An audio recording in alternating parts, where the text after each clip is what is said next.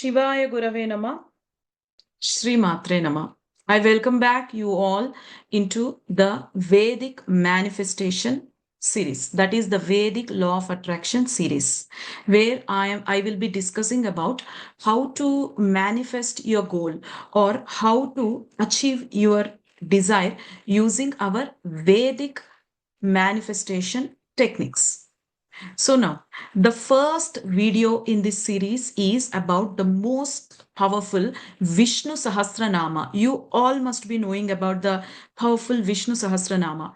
So, where is it exactly mentioned in our scriptures? So, Vishnu Sahasranama is mentioned in the Mahabharata in the Shantya Anushasana Parvas. Okay, so what is the juncture at which the Vishnu Sahasranama was revealed is, so after the Mahabharata war, Yudhishthira, that is the Dharmaraja, becomes the king, and obviously his heart is filled with grief. His heart is filled with sadness because lakhs of people died in the war, and his beloved cousins, although they had differences, Dharmaraja, being on the righteous path, he loved those cousins as much as he loved his own brothers. So his heart was filled with grief because of their death.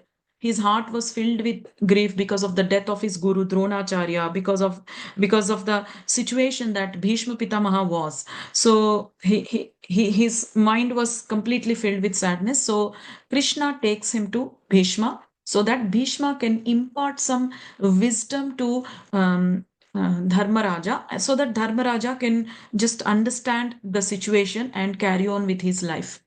So that is when Bhishma Pitamaha talks about the glory of Krishna.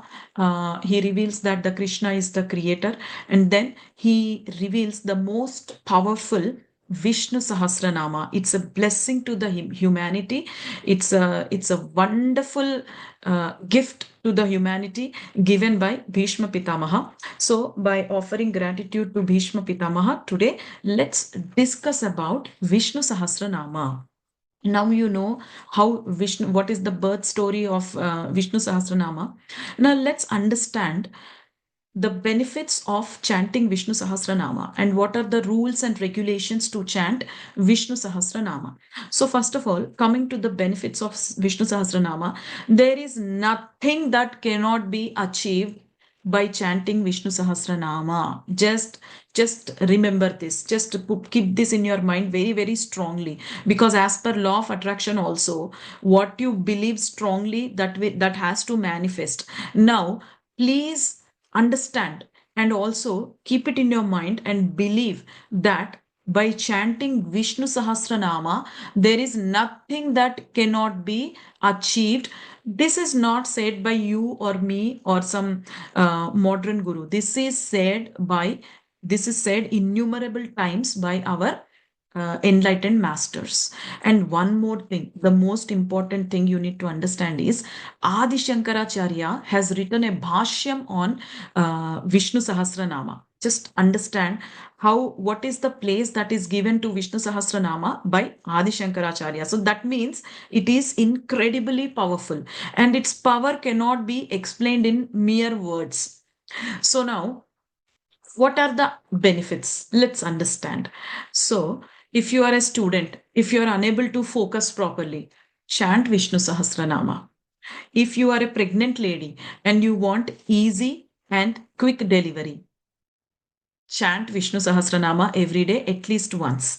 Next, this is said by Kanchi Paramacharya, Mahaperiyava, Sri Chandrasekharendra Saraswati. I bow down to his divine feet and seek his blessings. So, with his blessings, I'm revealing this to you. He has said innumerable times. I have read in the books also that the one who is suffering with fever, if that person recites Vishnu Sahasranamam continuously for 3 times, the temperature of that person gets balanced. So he didn't just say this, but he also proved it many times. He also executed that and proved it innumerable multiple times. If you read his autobiography, you will clearly understand. And the Swamiji's name is one of the Shankaracharya. He is from the Adi Shankaracharya Parampara, and his name is Sri Chandrasekharendra Swami. So he is also called Periyava, Mahaperiyava. He's called Mahaperiyava. Okay, so that is what he says. And next, it is also very clearly mentioned. It is also said by many enlightened masters and many siddhas that one who recites Vishnu Sahasranamam in the morning 6 a.m. and in the evening 6 a.m. every day continuously for 40 days, the whatever that person wishes has to happen. So this is said by many of our gurus, many of our spiritual masters. Next, coming to another point, Vishnu Sahasranama has highest potential to resolve all your horoscope related doshas like Mangalya dosha, Manglik dosha, Mars related doshas, your Naga dosha, your Kala Sarpa dosha, your Mahasarpa dosha, and also many other doshas related to Rahu Ketu dosha or Sade Sati, Ardhashtam Shani. Okay, all this, whatever issue you have in your horoscope with regards to any planet or with regards to any nakshatra or with regards to any lagna, if some planet is not placed in your horoscope well, and that is creating some issues in your life, and you do not know which planet is that, it's okay. You need not know about it. Just recite Vishnu Sahasranamam every day. Now, if sun and moon are not placed proper, suppose if sun is not placed properly in your horoscope, it affects your health because it sun is atmakaraka. Okay, and if moon is not placed properly in your horoscope, then it affects your mind because moon is manokaraka. Even in both of these situations, Vishnu Sahasranamam can be beautifully recited, or you can also listen to it. So this is one thing. Recite Vishnu Sahasranamam in the morning and evening at the same time by sitting at the same place. And the timing is 6 a.m., 6 p.m. Recite this. Do it for 40 days in the morning 6 a.m. and in the evening 6 p.m. and then for the continuously for 40 days. So when you are doing at the same place continuously for 40 days at the same time, an alignment will be created between you, that time and that space. When time and space is when time and space are involved, what does it mean? It means that a wormhole will be created, and wormhole is something that manifestations can happen instantly. Even if you want to, as per quantum science, even if you want to travel from one dimension to another dimension, you can travel in a second, in a blink of an eye, in a wormhole. So a wormhole will be created between you, the time and the space. And then your manifestations, there is high potential for the manifestations to happen instantly. So this is spoken, this is said, this is advocated by many gurus, and in many books I have read. And then this is about that. Now, many people have asked me the logic behind Vishnu Sahasranama clearing their horoscope related doshas. So I want to explain about it clearly. See, in Vishnu Sahasranama, there are 108 shlokas. Okay. Now remember this count 108. Okay. Next, with regards to the nakshatras, we have 27 nakshatras. Okay. Each nakshatra has 4 padas. So how many padas are there on the whole? First, we have 27 nakshatra. Okay. Each nakshatra has 4 padas. Pada 1, pada 2, pada 3, pada 4. Again, you go to second nakshatra. Second nakshatra has pada 1, pada 2, pada 3, pada 4. So, how many padas are there on the whole? 27 into 4. What is the count? The count is 108. So, we have 108 shlokas and we have 108 padas. And each shloka is corresponding to each pada. What is pada? Suppose you are born in Bharani Nakshatra, third pada. You will have one shloka dedicated for Bharani Nakshatra, third pada. Suppose you belong to Purva Phalguni Nakshatra, first pada. Then you have a separate shloka dedicated especially for Purva Phalguni Nakshatra, first pada. Like that, you have each shloka dedicated to each pada.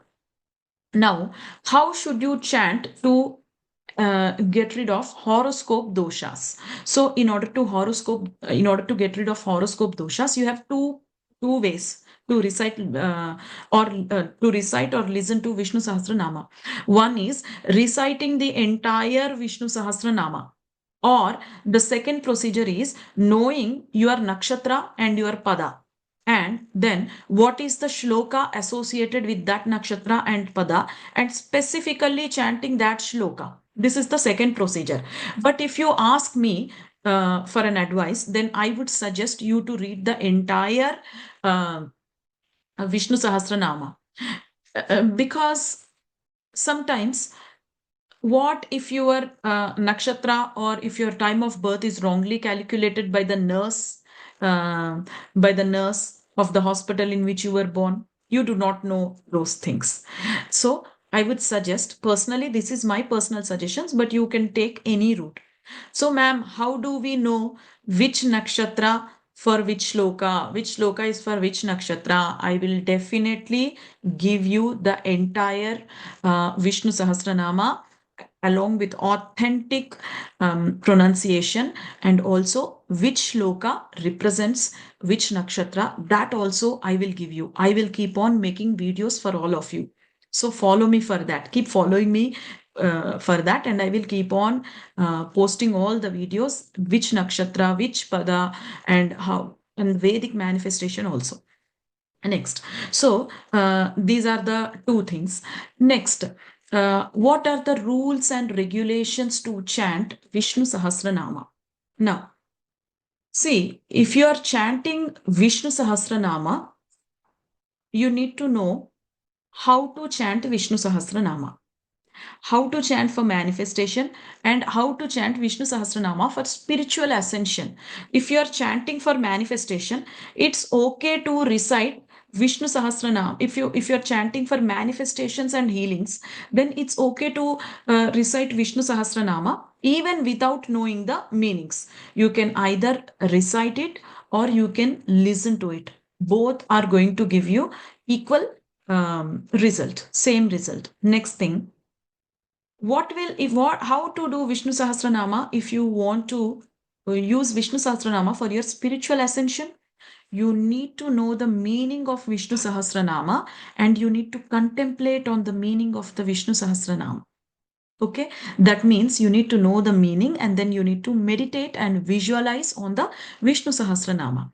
So, how do you know the meanings? Again, I am going to make videos on the meanings of each and every shloka, each and every name of Vishnu Sahasranama. Nothing to worry on that. You will know the meaning, and you can take a name, sit and contemplate on each name, meditate on each name by knowing the meaning, and that will lead you to your spiritual ascension. That is how you need to use for spiritual ascension and manifestations. Manifestation, you don't need to know the meaning, but you have to do the recite or listen to Vishnu Sahasranama every day at the same time, morning and evening. You don't need to know the meanings, but you will need to do, of course, with full faith, surrender, and detachment from the outcome. What is Krishna saying in Bhagavad Gita? Do your work, but detach from the outcome. Leave it to the nature, is what Krishna is saying. So follow that. And it is certainly with the grace of Krishna, with the grace of Shiva, you will certainly get what you are looking for. The next thing, that is about Vishnu Sahasranama. And the next thing is how to recite Vishnu Sahasranama. What are the rules to reciting Vishnu Sahasranama? So remember, if you are doing Vishnu Sahasranama for ascension, or if you are doing Vishnu Sahasranama purely for spiritual ascension and for spiritual progress, you don't have to do the Uttara Pithika, Purva Pithika, Anganyasa and Karanyasa and Sankalpa. Remember this, focus on this properly, if you are doing Vishnu Sahasranama for manifestation of something, then you have to do it continuously for 40 days along with Purva Pitika, Uttara Pitika. You have to do the Sankalpa by touching the water.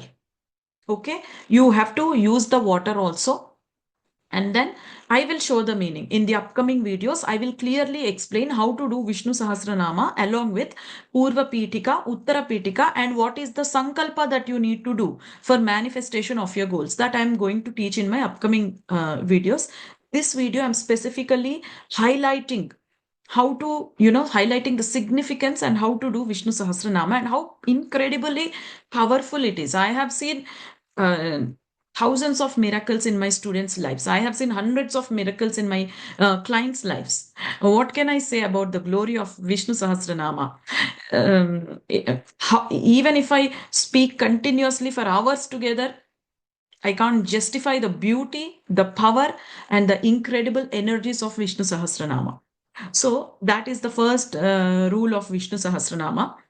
Next, the another rule of Vishnu Sahasranama is there are no rules. There are no other rules for Vishnu Sahasranama. So if you just want to do Vishnu Sahasranama to get the grace of Lord Krishna, to get the blessings of Lord Narayana, then you don't need to read Purva Pitika, you don't need to read Uttara Pitika, or you don't need to do Sankalpa. Okay, Sankalpa, Purva Pitika, and Uttara Pitika are needed only when you are trying to manifest something, when you are trying to do the healing of something. Okay, only then you will need to recite them. Next, there are no rules, no other rules for Vishnu Sahasranama. Vishnu Sahasranamam can be absolutely recited by anyone at any time, and person belonging to any culture, any belief system, any cultural belief system can recite it, as long as that person is having respect on the Vishnu Sahasranama, and as long as the person can recite or listen to the Vishnu Sahasranama with complete faith and belief, yes, you are allowed to read it or recite it or listen to it. Next thing about Vishnu Sahasranama is Vishnu Sahasranama doesn't even have a rule that this is a very controversial statement that I'm going to give, but this is what my Guruji has said to me. So I'm saying it to you all. And this is what many masters have said to me. So I'm saying it to you all. For chanting Vishnu Sahasranama, you don't even need to take baths. Suppose you woke up, you are on your bed, you woke up in the morning. Suddenly you want to recite Vishnu Sahasranama. Yes, you can recite Vishnu Sahasranama, or you can listen to Vishnu Sahasranama, or recite even while brushing your teeth, while taking bath, or before taking bath, or before brushing your teeth. There are no hard and fast rules for Vishnu Sahasranama. That is the beauty of Vishnu Sahasranama, actually. And obviously, God has made it very easier for all of us. So let's all make use of this wonderful opportunity that is given to the entire humanity. This is a gift to the entire humanity. No rules, no regulations, simply chanting or listening is what is needed for your goal manifestation. And uh, if you want to leverage Vishnu Sahasranama for your spiritual ascension or for your spiritual progress, then you have to know the meaning and contemplate or meditate on the meaning. That is about Vishnu Sahasranama. So I hope you all listen or start chanting Vishnu Sahasranama. And I am going to provide the meanings and the pronunciation of all the shlokas of Vishnu Sahasranama. I'm also going to provide which shloka is for which nakshatra and all those details in my upcoming videos. Loka samasta sukhino bhavantu. Shri Matre Nama. Shivaya Gurave Nama. Stay blessed, all of you.